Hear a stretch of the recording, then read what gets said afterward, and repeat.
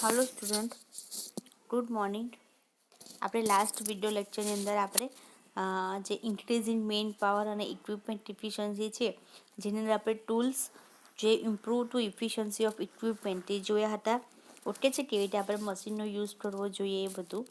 એના પછી કઈ કઈ ટેકનિક્સ છે જે એડવાન્સ કન્સ્ટ્રક્શન ટેકનિક્સ છે શાના માટે, તમારા બેટર સસ્ટેનેબિલિટી માટે. તો એ જોયું હતું કે સારા બિલ્ડિંગ મટીરિયલ, સોલાર પાવર છે, બાયોડિગ્રેડેબલ મટીરિયલ્સ છે એ યુઝ કરવાનું, વોટર ઇફિશિયન્સી ટેકનોલોજી છે, પછી યુઝ ઓફ સ્માર્ટ એપ્લિકેશન અને ઝીરો એનર્જી બિલ્ડિંગ. એના પછી આપણે reduction of green house gas means GHG emotion in civil engineering projects, જેમાં આપણે તમે ફ્યુલો યુઝ છે તે રીતે રિડ્યુસ કરી શકો, બરાબર. પછી એની કન્ઝર્વિંગ ઇલેક્ટ્રિસિટી, પછી impact of construction material, effect of use of construction plant, A different જોયું હતું. એના પછી આપણે આ GDP વાળું આજે સ્ટાર્ટ કરવાના હતા, બરાબર છે. એના પછી આપણે આ ગ્રીન હાઉસ ગેસ પછી આપણે શું ચાલુ કરવાના હતા, તમારા GDP ગ્રોસ ડોમેસ્ટિક પ્રોડક્ટ. હવે એ શું છે જોઈ લઈએ કે contribution of civil engineering to GDP, કે સિવિલ એન્જિનિયરિંગનું શું કન્ટ્રીબ્યુશન છે તમારા ગ્રોસ ડોમેસ્ટિક પ્રોડક્ટમાં. તો GDP stands for the gross domestic product and represent the total monetary value of all final goods and service product and sold on the market within the country during the period of time typically 1 year. એટલે શું કહેવા માંગે છે કે જે પણ product એ લોકો produce કરે છે, બરાબર, તો એ જે પણ ગુડ્સ છે તમારા, તેની જે સર્વિસ પ્રોડ્યુસ કરે છે અને જે માર્કેટમાં એને વેચવા માટે જે નાખે છે, ક્યારે period of during the country during the period time of typically 1 year માટે. તો એના માટે કોણ જવાબદાર છે, તમારું GDP હોય છે. The construction industry contributes significantly in terms of scale and share in the development process for both developed and developing countries. કે કન્સ્ટ્રક્શન ઇન્ડસ્ટ્રીમાં એ શું કન્ટ્રીબ્યુટ કરે છે, જે સિગ્નિફિકન્ટલી ટર્મ્સ છે લાઈક સ્કેલ અને શેર કરે છે, જે ડેવલપમેન્ટ પ્રોસેસ છે લાઈક ન્યૂ ટેકનિક્સ આવતી હોય તો જે ડેવલપિંગ કન્ટ્રી હોય એમાં એને ઇન્ટ્રોડ્યુસ કરે એ રીતે, બરાબર. The construction industry is the second largest industry in the India after the agriculture, બરાબર. એગ્રીકલ્ચર પછીની જે બીજી સેકન્ડ લાર્જેસ્ટ ઇન્ડસ્ટ્રી છે તો એ છે કન્સ્ટ્રક્શન ઇન્ડસ્ટ્રી છે. ફર્સ્ટ ઓફ ઓલ તમારી કઈ છે, એગ્રીકલ્ચર છે, એના પછી તમારી કન્સ્ટ્રક્શન ઇન્ડસ્ટ્રી છે. પછી છે there are the many three segment in construction industry like real estate construction with the include the residential and commercial construction, infrastructure building which include the road, railway and power etc. બરાબર. એમાં different ટાઈપના construction industry હોય છે, like તમે commercial છે, residential છે, ઇન્ફ્રાસ્ટ્રક્ચરમાં તમે road, dam, railway, power, canal, tunnel બધું લઈ શકો. GDP 4.7% 2019 અને 20માં હતો, બરાબર. Health and safety aspect for stakeholder in construction project. GDPનો ખ્યાલ આવી ગયો ને, કે જે પણ વસ્તુ નવી માર્કેટમાં પ્રોડ્યુસ કરી હોય કે પ્રોડક્ટ બનાવ્યા હોય તો એને માર્કેટમાં સોલ્ડ આઉટ કરવાની, એને વેચવાની અને એનું ડેવલપમેન્ટ કરવાનું. એનાથી તમારી કન્ટ્રીનું જે ડેવલપમેન્ટ છે એ પણ વધશે અને જે તમારી આવક છે કન્ટ્રીની, જે એરિયાની જે પણ આવક છે એમાં પણ વધારો જોવા મળશે, બરાબર. હવે આપણે જે સ્ટેક હોલ્ડર હોય છે કન્સ્ટ્રક્શન પ્રોજેક્ટમાં એની હેલ્થ અને સેફ્ટી એસ્પેક્ટ જોવાના છે.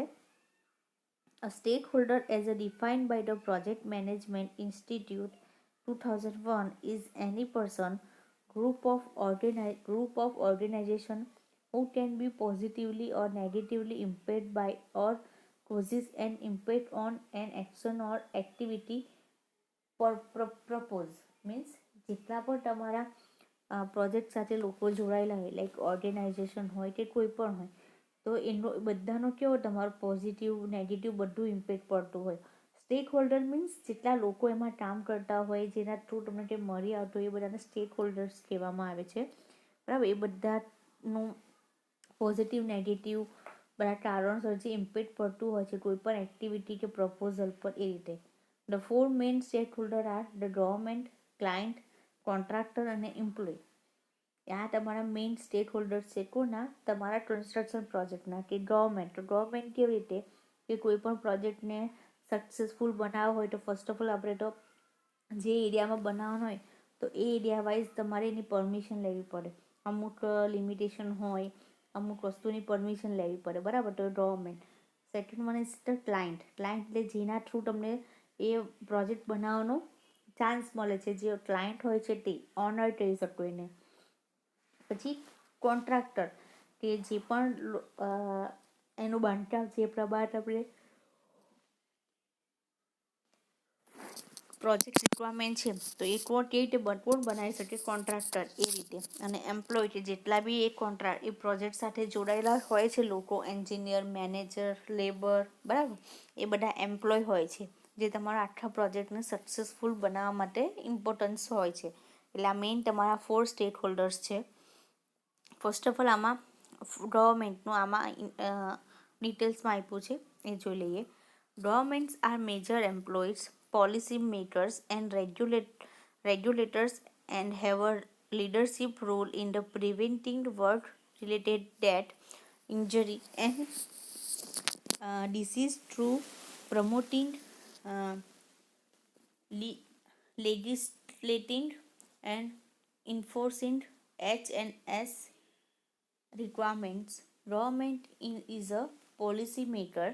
Government should policy strengthen the existing provision for H&S. H&S means health and safety. બરાબર, એ બધી ડિફરન્ટ ટાઈપના રૂલ્સ રેગ્યુલેશન બનાવે તે ફોલો કરવા પડે. અમુક પોલિસી હોય એ આપને કરી આપે. જે પણ તમારા વર્ક સાથે ડેથ થાય કે ઇન્જર થાય તો એ લોકોને પૈસાને એ બધામાં હેલ્પફુલ થાય. કોઈ પણ જાતનો રોગ આવે તો એ રીતે તમને ગવર્મેન્ટ હેલ્પફુલ થઈ શકે કે અમુક એવા પ્રોજેક્ટ હોય તો એમાં એ લોકો ઇન્વેસ્ટમેન્ટ કરે, ડેવલપમેન્ટ કરે એ રીતે. પ્લસ બધી જ પોલિસી પણ તમને મળી રહે. Second is the client. તો ક્લાયન્ટ કેવી રીતે? The client is defined as the organisation or individual who promoting the activity necessary to implement and complete a project in order to satisfy its or his need and enters into a contract with the commissioned parties. The client has responsibility on the work side. ક્લાયન્ટનું શું છે?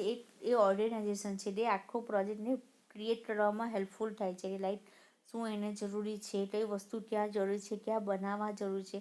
તો એ બધા જે planning છે, જે બધા thoughts છે, કોનામાં હોય છે?